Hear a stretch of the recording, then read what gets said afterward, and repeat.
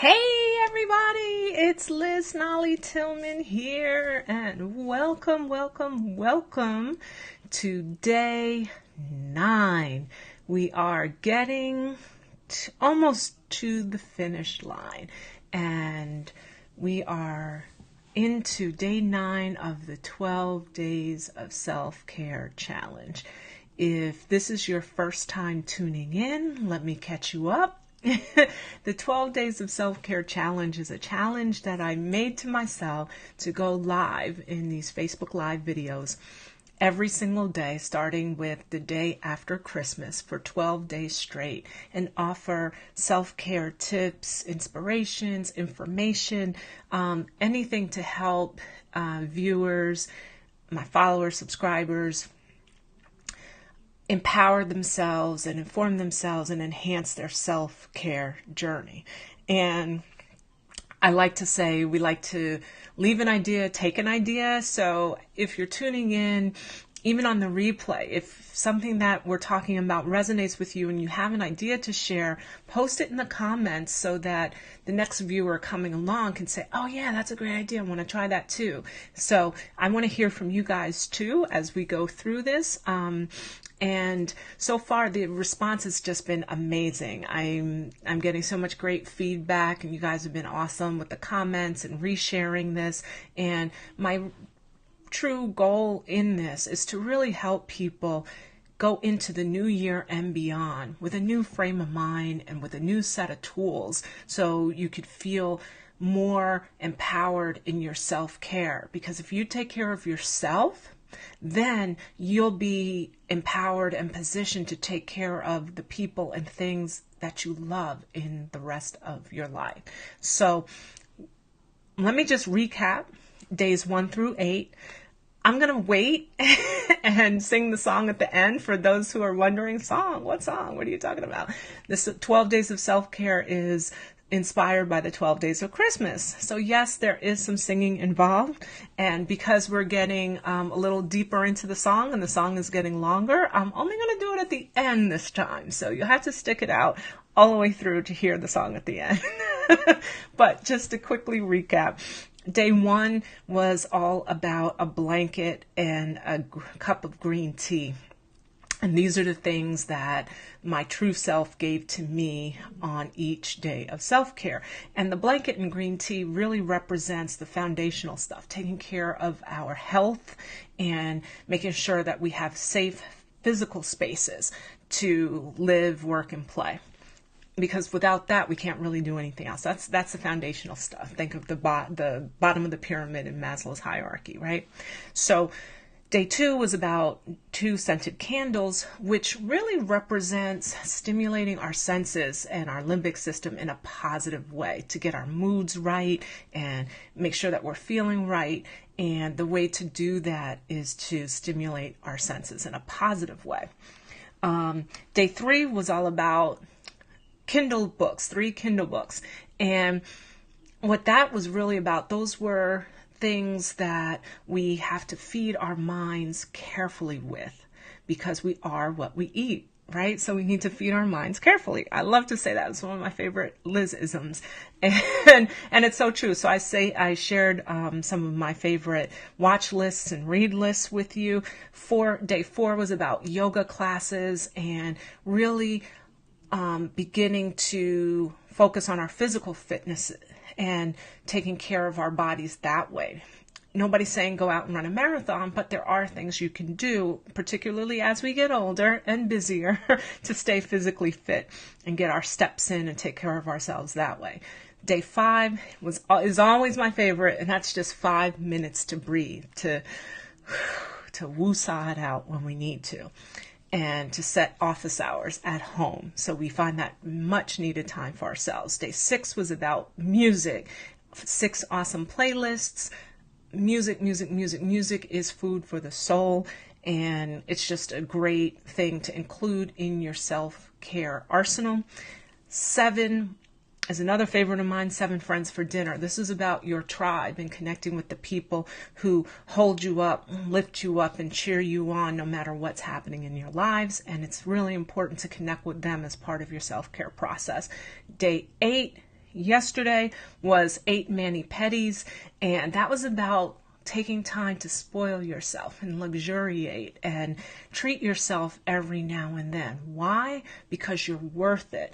And taking care of our self-esteem is a big part of our self-care journey. But a lot of times we talk ourselves out of doing nice things for ourselves. We do nice things for everybody else, but somehow our self-doubt, that inner critic, that voice in our head, our self-esteem, whatever it is, in certain situations won't allow us to do something nice for ourselves. So that's what day 8 yesterday was about.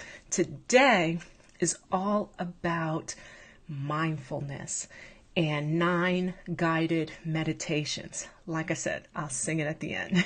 So what do I mean by 9 guided meditations? Well, mindfulness is a very powerful technique that anybody can learn and anybody can practice. In fact, there's this great article on the internet talking about how a school they threw out detention and other types of ways for kids that were getting in trouble in school and taught them to meditate and practice mindfulness. Meditation is a form of mindfulness. And the success rates in the whole school totally changed. The test scores went up, the kids' behavior got better, everything because they taught the kids mindfulness. Now, a lot of what we've talked about in days 1 through 8 are mindfulness techniques. Breathing. What is mindfulness? Mindfulness is learning the state of being present without judgment, so that you're experiencing and focus on the here and now. It sounds easy, but it's really, really hard to do, especially with these things are attached to the hip. Like, you can't even go out to dinner or lay in bed at night next to whoever you love, or sit down with your kids without, being all up in the phone and a gadget and stuff like that. Like, it's really hard. There's so many distractions around us. And we say, oh, everything's important. I got to look at this text. I got to look at this thing, or whatever's going on my phone or whatever. It's hard to be present. You could physically be here, but you're not present. The state of being present is you're focused, you're engaged, you're mentally and physically involved in the moment and what's happening. Now, I know you're saying, yeah, Liz, okay, yeah, I get it. I'm present. I'm mindful. I'm watching your video right now. No, okay. Why is mindfulness so important? Mindfulness is so important for a lot of reasons. If you learn to practice mindfulness at work, by learning how to breathe and just focus, and working on meditation and those techniques to develop your mindfulness muscle, if you will, it can help to boost your emotional intelligence. It can help to reduce stress. It makes you more confident. You learn to handle conflicts better and handle criticism better. You basically get better control over your emotions when you're mindful. It also helps you to focus and really perform at levels that you can't even imagine. Why? Because mindfulness and the techniques associated with mindfulness help to tap into the power of the laws of attraction, like we talked about a few days ago. The law of attraction is all about manifesting what you want by focusing on it. So your mind is such a powerful thing. You can literally program your reality and change your reality just by learning how to change how you think. And developing a mindfulness practice as part of your self-care journey is a great way to do that. Now, don't just take my word for it. Even if you're not into sports, which I happen to be, I like sports, so I use a lot of sports analogies in my book and in my writing, in my classes, and in my coaching programs and stuff like that to make certain points. But even if you're not into sports, you've probably heard about a guy named Michael Jordan. And you may even have heard about his coach, Phil Jackson. And if you're not into them, perhaps you've heard of a guy named Kobe Bryant. Why am I bringing them up? Chicago Bulls, they famously did a 4-peat. Kobe Bryant had a legendary career in basketball, and these are all basketball teams and players.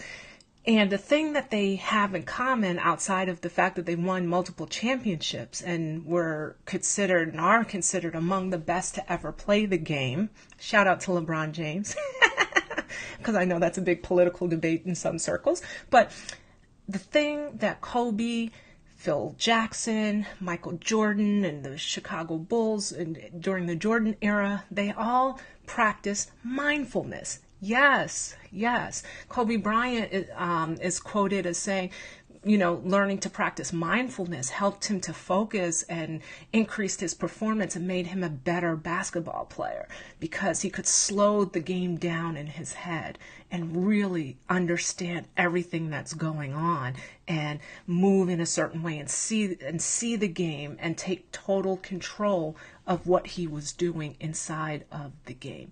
Imagine that's what it did for Kobe, Michael Jordan, Phil Jackson. Imagine if you tapped into the power of mindfulness, what it could do for your performance in different aspects of your life.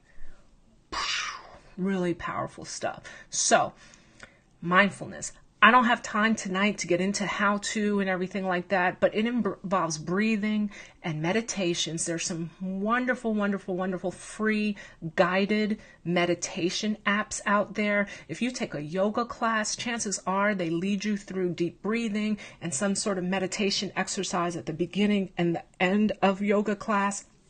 And those are great ways to just try it out. So just Google free guided meditation apps. There's one called Calm, and they sell you, there's a sell, they try to upsell you, but you can try different meditations and things like that.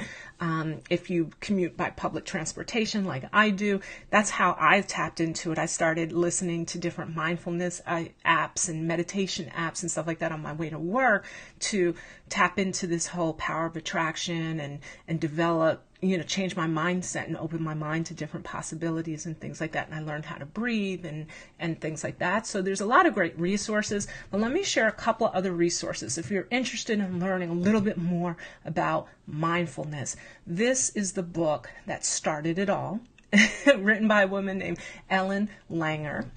And she's considered the mother of mindfulness. So this is a great book. Pick this up if you're interested in going a little bit deeper and learning a little bit more about mindfulness. This book here by George Mumford. This is the book that did it for, this is the guy who taught Michael Jordan, Phil Jackson, Kobe Bryant, all these great people. He kind of popularized it or brought it to a mainstream level, the art and practice of mindfulness. So this book is by the guy who taught the best how to be even better. So highly recommend this one too.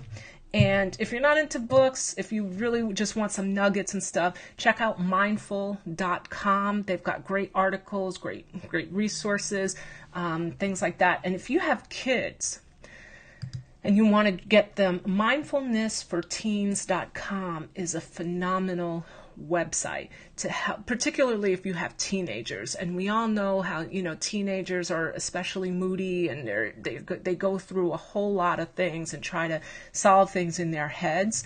And that doesn't always work out the best way for them. So this website is a great resource to connect them with if they want to try and if you want to try to expose them to practicing mindfulness, to gain control of their emotions and connect to this different higher sense of self and develop their emotional intelligence and reduce the stress and the angst and the agita teenagers go through.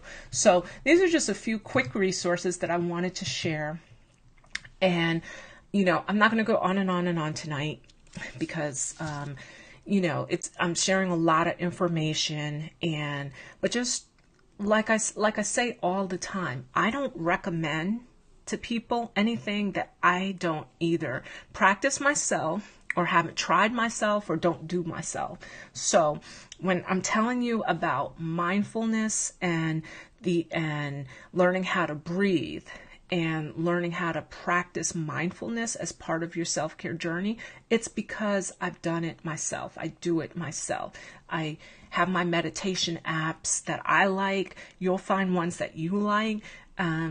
And if you don't know how to do, or if you don't want to learn how to do it by yourself, take a yoga class. They work in like guided meditations and breathing into that all the time. And or check out some of the books that I just recommended. I highly recommend it. There's another book that I didn't show called Happy at Work, which is all about practicing mindfulness on the job. It's a great thing. When I go into a meeting, if I'm about to like give a big presentation or something like that, I'm sorry, for some reason my hair is bothering me today. I'm sorry. I need to be more present. But if I go into a big meeting and if I have a big presentation to give or something like that, like there are some breathing techniques that I have learned through my mindfulness practice that help to calm my nerves. It's almost like when I do certain things, and there are certain triggers and certain things that I've learned and things that I've learned to visualize that calm my nerves and help me show up as my best self, so that my nerves aren't and my emotions aren't getting the best of me. So again, I'm not recommending anything that I don't believe in, that I haven't practiced myself, that I don't try myself every day. And this is something that you could practice mindfulness anywhere, anytime. You know, the guided meditations, you shouldn't be behind the wheel of a car, okay, to do that. But there are a lot of other mindfulness techniques that you can practice, like the breathing and everything else that we've been talking about. So highly recommend it. And so today is really just about just a reminder to tap into the power of mindfulness. It's a great way to take better care of yourself and to give you the tools to take on almost any challenge or any situation.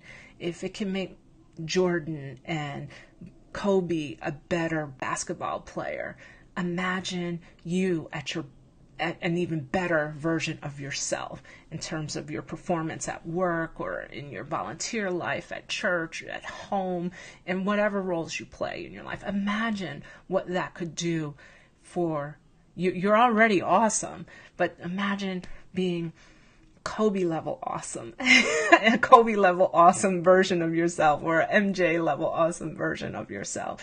And it's just, and you could practice it 5, 10, 15 minutes a day. And you don't need special equipment or anything like that. You just have to learn the techniques. So anyway, check out the resources I gave you. And I really hope that you'll open your mind to mindfulness and meditation practice. Try it. Just try it. And when you try it, if you like it, if you find a resource that you like, come back here, drop it into the comments and let us know what you think, right? Try it for a couple of weeks, okay? Just to get into it and learn the techniques and stuff like that. The experts recommend 30 days of meditation. It doesn't have to be 30 days straight, but maybe 3 days a week for 30 days to kind of develop that habit. And trust me, it can really change things. If you get nervous before public speaking or anything like that, you can learn some basic breathing techniques and mindfulness that will change everything for you. So trust me, try it out, come back, let me know what you think about it, okay? And with that, I am going to leave you with this. But before I do, I just want to say thank you guys so much for tuning in. And please tune in tomorrow for day 10. I will probably be going live a little bit earlier in the day tomorrow since it is Friday. But I'll post something on my Facebook page. And if you like the series, tell your friends to come on over to my Facebook page and join us for the last few days, right? We're at day 9, so only 3 more days to go. And even if you miss a video or whatever, go back and watch the replays. I'm going to post a link to the entire series on my YouTube channel as well, so you could just import it watch it on YouTube as a playlist. So the information is here, the resources are here, so please take advantage of them. Take great care of yourself, because if you don't take great care of yourself, you can't continue to take great care of the things and people in your life that you love. So with that as my housekeeping for the day, let me leave you with this.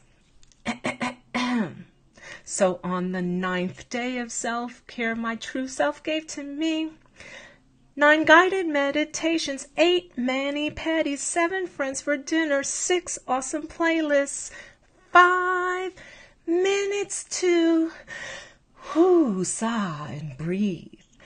4 yoga classes, 3 Kindle books, 2 scented candles, and a blanket with a cup of green tea. Thank you guys for tuning in. I hope to see you tomorrow.